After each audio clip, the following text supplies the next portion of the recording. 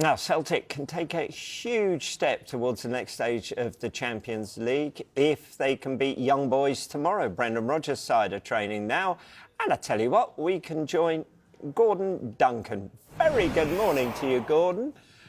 Celtic won't be taking anything for granted, but this is a great chance, isn't it, against the side yet to gain even a point from their opening 6 games.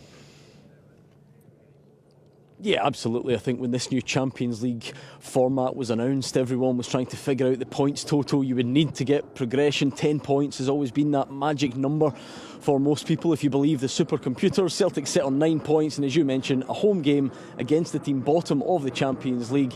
You should imagine the Celtic fans feeling fairly optimistic about it. So let's take a look as the team go about their finishing touches ahead of that one tomorrow. In fact, the high point of Celtic's season, you would say, probably came in the Champions League, a home performance against RB Leipzig. In that victory, they were fantastic that night, and that's probably the type of performance Brendan Rodgers' side would look to replicate. They've also bounced back well from that hammering over in Dortmund. There would have been concerns that it was the same old story, where Celtic, of course, dominate domestically but fail on the European stage against the bigger sides. But they bounced back well, got the clean sheet away to Atalanta.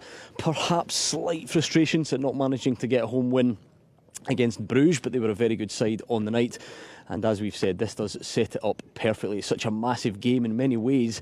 It could be season defining for Celtic. They're already so far ahead in the Scottish Premiership. Everyone expects them to win the league. They tend to win more trophies than not domestically. But for years, the question has been, can they show some signs of European progression? And tomorrow night, there is the chance to do that. Of course, there would still be the safety net, if you can call it that, of going to Villa Park on the final Champions League night. I'm not sure the Celtic fans would want to head to Aston Villa needing something, and therefore trying to take care of business at home to Young Boys, a team who not only are toiling terribly in the Champions League, they're not doing too well domestically either. So a real chance for Celtic to try and get those points on the board. And if they are going to do that, you'd imagine the attacking intent that they've shown, particularly from their wide players this season, has been key. You look at Dyson Maeda, he's got 15 goals this season. 3 of them have come in the Champions League, so he's been a real main man in this competition.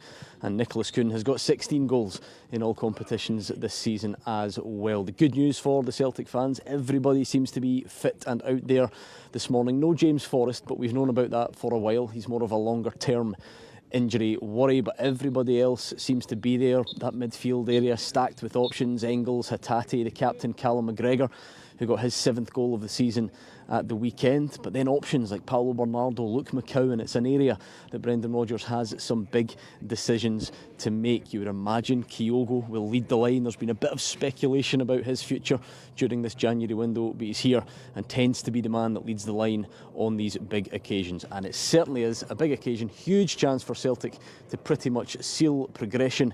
It's going to be very interesting to get the thoughts of Brendan Rodgers, and we'll do that later on this afternoon. Round about 3 o'clock, we'll head from here down to Celtic Park, get to the press conference, and you can hear what Brendan Rodgers has to say here on Sky Sports News.